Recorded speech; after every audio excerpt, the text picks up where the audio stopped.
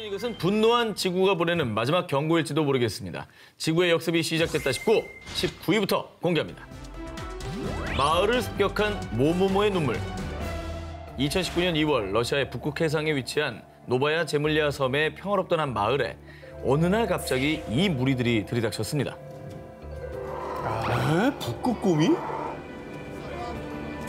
무려 52마리의 북극곰이 마을을 대습격한 건데요. 북극곰들은 거리에 쓰레기 더미를 뒤지는가 하면 사람이 사는 건물까지도 침입. 이에 섬 주민들은 혼비백산했습니다. 와, 진짜 무서웠을 것 같아요. 아니, 딱 문을 열었는데 북극곰이 막 날 보고 있어. 되게 무서울 것 같지 않아요? 사실 뭐 말도 아니고. TV CF 같은 곳에는 좀 친근하게 네. 캐릭터를 이제 우리가 만났지만 실제로 만나면 크기도 어마어마하고 이게 육식도 하잖아요. 그럼요. 그러니까 때로 저렇게 나타나니까 얼마나 주민들도 무서웠겠습니까? 스치면 사망이에요. 예. 자, 그런데 말입니다. 더 충격적인 건요. 북극곰이 마을에 출몰한 게 처음이 아니었다는 사실입니다.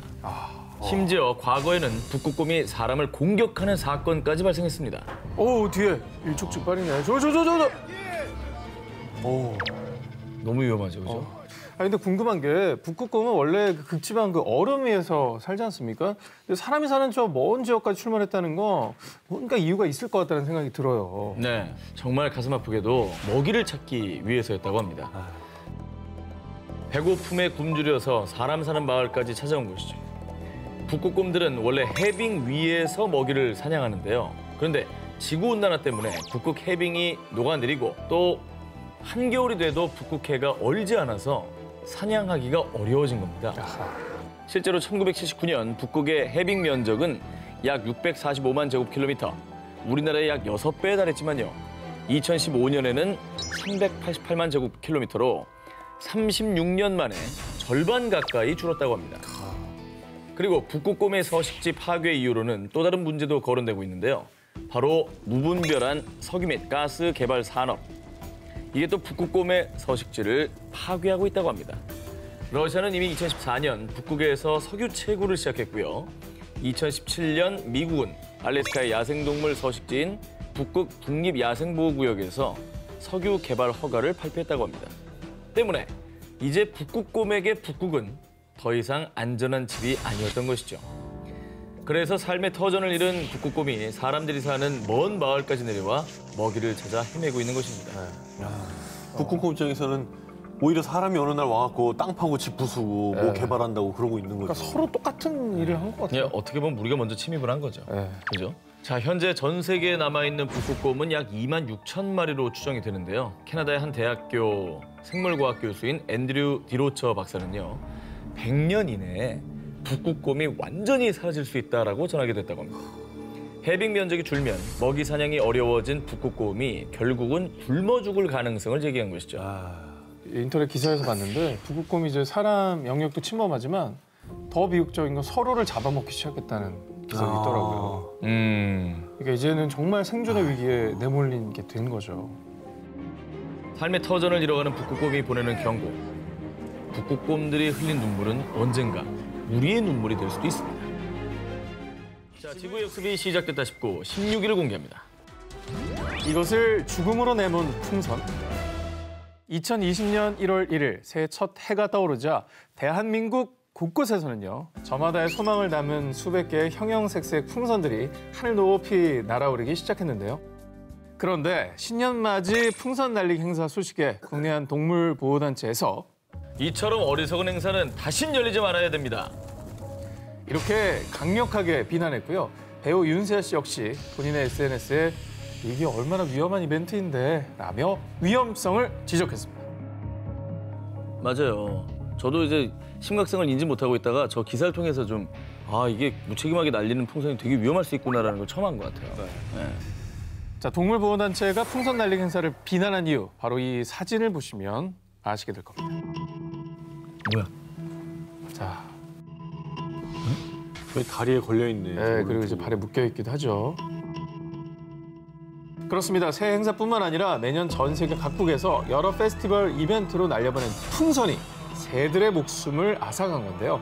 자, 터진 풍선의 잔해가 얇은 해조류 조각과 비슷해 보여서요. 바다새가 착각을 하고 풍선을 삼키는 경우가 너무나 많다고 합니다. 그렇게 새들이 삼킨 얇은 고무 풍선은 새의 기도를 막거나 위벽에 달라붙어서요. 죄 없는 새들에게 끔찍한 고통을 주다 끝내 죽음으로 몰고 가는 거죠. 이렇게 풍선 잔해를 삼킨 조류의 사망률은 무려 40%에 이른다고 합니다. 저희가 뭐 소개했던 특종 중에서도 폭죽이나 뭐 불꽃놀이에도 새들이 놀라서 뭐 건물, 나무 이런 데 부딪혀서 죽는 경우가 많다고 소개했지 않습니까? 근데 이게 풍선이 또 이렇게 위험하다니 참 놀랍습니다, 진짜. 모르셨던 분들 많이 계실 거예요. 네. 또 이제 풍선이 수거가 어렵기 때문에 어디로 갈지 모르니까요. 모르지. 환경 오염의 또 원인이 될 것 같기도 해요. 네. 자, 그래서요, 2015년 네덜란드 암스테르담을 시작으로 영국과 미국 곳곳에서도 풍선 날리기 행사를 금지했고요. 우리나라에서도 풍선 날리기 행사를 금지하는 지역이 늘고 있는데요. 자, 누군가의 소원을 담은 풍선 날리기. 그러나 새들에게는 고통과 죽음을 안겨줄 수 있다는 사실 절대로 잊지 말아야겠습니다. 지구의 역습이 시작됐다 싶고 14위 공개합니다. 제주도에서 일어난 돌고래의 비극.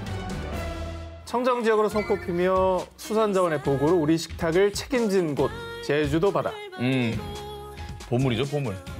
제주도 가면 정말 먹을 생각밖에 안 나요. 너무 먹을 게 많아. 사회적으로서. 맞아. 그런데 이 제주도에서 정말 충격적인 일이 발생했는데요. 해양동물 생태보존연구소 연구원들이 드론으로 돌고래들을 관찰하던 중 저 돌고래 턱이 이상한데요? 왜? 턱이? 이상하게도 한 돌고래가 계속 입을 벌리고 있었습니다. 턱뼈가 부러진 것처럼 돼 있는데? 뭔가 턱이 이상하죠? 어머머.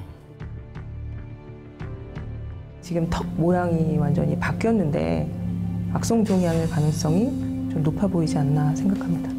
흔히 말하는 암입니다. 왜 암에 걸렸지? 그것도 턱에? 돌고래가 왜 암에 걸려요? 네. 암으로 턱이 기형적으로 변한 돌고래. 그런데 이 일이 정말 충격적인 이유가 있습니다. 국내의 남방 큰 돌고래는 먼 바다를 떠도는 것이 아니라 제주 연안에서만 서식을 해서요. 제주 바다의 환경 상태를 잘 나타내주는 지표종으로 알려져 있기 때문입니다. 그러니까 그만큼 제주도 해양 상태가 좋지 않다. 요 이제 증거겠네요. 그렇습니다. 그래서 국내의 한 해양 환경 단체에서도 제주도 바다가 독성 화학 물질과 발암 물질로 오염된 문제를 지적했는데요.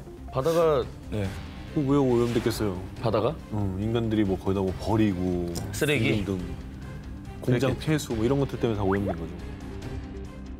그렇습니다. 실제로 2019년에만 약 1,500만 명의 관광객들이 제주도를 방문했고요. 제주도에 거주하는 인구 역시 계속 증가하는 추세인데요. 그러다 보니 문제가 발생, 하수 시설들이 감당하지 못한 오염된 생활용수와 공업용수가 그대로 바다에 흘러들어 바다를 오염시키고 있는 겁니다. 2018년 해양 오염 사고 통계에 따르면요. 제주 바다에 약 3만 리터의 오염 물질이 흘러들었는데 이 중에 87%가 하수 유출이었다고 합니다. 아이고. 와, 제주도가 인구가 60만 정도일 텐데 방문한 관광객이 1,500만이에요? 뭐 그 정도로 뭐 국제적인 명성을 떨치고 있지만은 네. 그 이제 그림자네요, 어떻게 보면. 그죠? 네, 어두운 면이 있는 거죠. 그리고 2017년 한국환경정책평가연구원 발표에 따르면 제주도 전역에 있는 해상 풍력 발전 단지도 해양 오염의 원인 중 하나로 지목되고 있다고 합니다. 발전기에 도료 등에서 화학물질이 흘러들어가 이게 또 오염을 발생시킨다고 하네요. 도료가 또 문제구나. 돌고래는 진짜 너무 미안하다. 살면서 자기가 암에 걸릴 줄 알았겠어요? 암에 걸린 돌고래는 영웅도 모르고. 처음 본 것 같아요. 그러니까 바다가 우리한테 좋은 것만 주는데 우리는 뭐 해만 끼치고 있네요.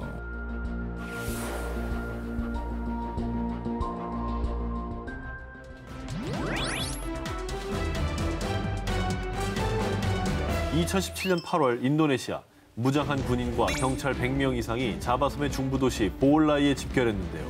왜? 예전에 발리에 약간 폭탄 테러 있었던 적 있잖아요. 맞아. 혹시 뭐 테러리즘 뭐 이런 건가요? 그렇게 생각할 수 있죠. 네. 그러나 인도네시아가 전쟁을 선포한 상대는 바로 사람이 아닌 원숭이였습니다.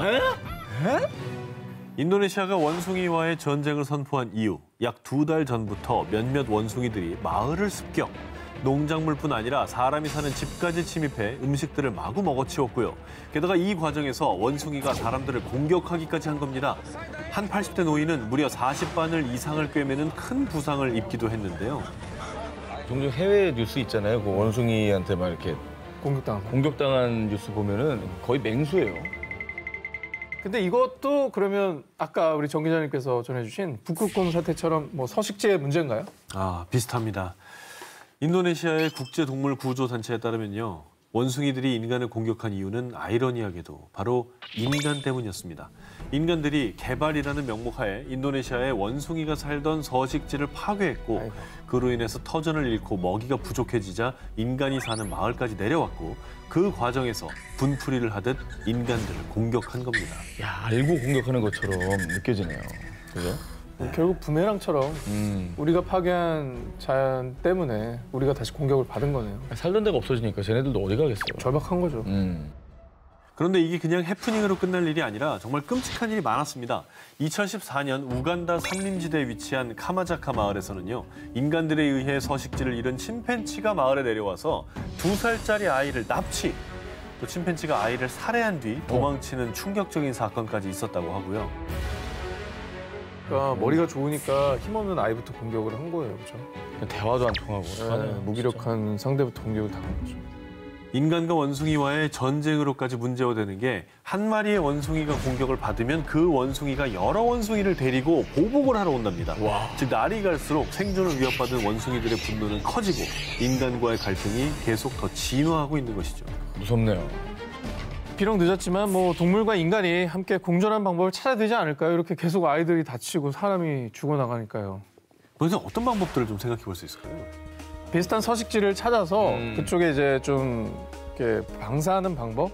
그렇죠. 그런 것들이 좀 좋지 않을까. 근데 너무나 많이 방사하면 기존에 거기 살던 생태계가 또 위협받을 수 있으니까 좀 철저하게 연구한 어떤 전문가들의 조언을 받아서 그들의 서식 환경을 좀 보호해줘야 되는 운동을 꼭 해야 될 것 같아요. 다음 특종입니다. 2002년 인도 서벵골의 한 평화롭던 마을에 갑자기 출몰한 코끼리 한 마리가 논밭을 망치고 난동을 부렸습니다.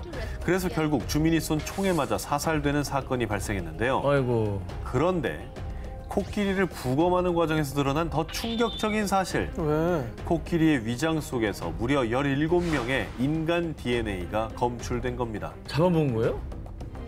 17명을? 그런 거죠. 아니 제가 근데 알기로는 코끼리는 풀을 먹는 동물이거든요. 그렇죠. 네. 인도에서만 매년 400여 명 이상이 코끼리에게 공격당해 사망. 코끼리의 끔찍한 광기가 계속되고 있는데요. 지난 2019년 11월에는 인도 동부 아삼주에 출몰한 코끼리가 사람을 공격해 마을 주민 5명이 사망. 이처럼 무자비하고 광폭한 코끼리의 모습에 테러리스트 오사마 빈 라덴이라는 이름까지 붙여졌는데요. 그래서 당시에 이 광기 어린 코끼리 포획을 위해 드론까지 띄워 추격. 11일 만에 가까스로 포획에 성공했다고 합니다. 너무 충격적이네요. 그런데 대체 왜 순하기로 소문난 초식동물 코끼리가 사람을 공격하고 잡아먹기까지 하는 이런 광기 어린 식인 코끼리가 된 걸까요? 서식지를 잃은 뒤 먹을 것을 찾기 어려워진 코끼리가 인간을 공격하는 것으로 보입니다. 캐나다의 유명 동물학자 데이브 살모니는 이렇게 추측하고 있는데요. 도로 개설 등의 이유로 산을 깎고 부수고 무분별하게 개발한 인간들. 실제로 코끼리가 인간을 공격하는 일은 대부분 코끼리 복도라 불리는 코끼리의 이동 경로 내에서 빈번히 발생하고 있다고 합니다. 결국 식인 코끼리라는 오명을 씌운 건 바로 우리 인간. 코끼리의 광기는 자신들의 생존을 위협하자 살아남기 위한 마지막 처절한 몸부림이었던 거죠. 이어서 다음 특종입니다. 꿀벌의 천적이자 여름철 불청객으로 불리는 이것, 바로 말벌인데요. 사실 말벌이 꿀벌을 기르는 양봉가를 습격해 단순히 해충이라고 여기기 쉽지만요. 이 말벌은요, 곤충 생태계 최상위 포식자로 해충들의 개체수를 조절하는 생태계 조절자 역할을 한다고 하는데요. 그런데 말입니다. 생태계 조절자인 이 말벌이 이젠 숲이 아닌 도심에 나타나 사람들을 위협하고 있어서 문제가 되고 있습니다. 맞아. 특히 살인 말벌로 불리는 장수 말벌은 꿀벌보다 약 30배나 많은 양의 치명적인 독을 가지고 있는데요. 한 곤충학자에 따르면 장수 말벌의 독성은 사람의 적혈구를 파괴시키고 신장 기능을 망쳐 심할 경우 사망에까지 이르게 할 수 있다고 합니다. 아유. 실제로 2013년 7월 중국 산시성 일대의 장수 말벌 무리가 출몰, 주민들을 공격해 무려 40여 명이 숨지고 1,600여 명이 부상을 입는 사건도 발생했다고 합니다. 어마어마했네. 그럼 말벌은 왜 지금 도심에 출몰을 하게 된 건지 좀 얘기해 주시죠. 산업화로 인해 산림이 파괴되자 서식지를 잃은 말벌이 도심까지 출몰하게 된 거라고 합니다. 똑같네요. 똑같아요. 결국은 이제 말벌이 도심에 출몰하기 시작한 것도 결국 인간 탓이에요. 사람의 탓이죠. 그리고 또 다른 이유로 꼽히는 게요. 과학자들의 연구에 따르면 기후변화로 말벌의 변식력이 높아지면서 피해가 커진 것으로 보입니다. 예년보다 따뜻해진 날씨가 말벌의 번식률을 높였다고 합니다. 실제로 온난화로 한반도에 아열대 기후가 나타나면서요. 2003년도에는 동남아시아 등 아열대 지방에 서식하던 등 검은 말벌이 부산에 출몰. 이후 경기도, 강원도 등 영향력을 확대해 나가면서 빠르게 확산되기도 했다고 합니다. 생태계 질서를 무너뜨리지 않는 공생, 반드시 그 방법을 우리가 고민해야 될 겁니다.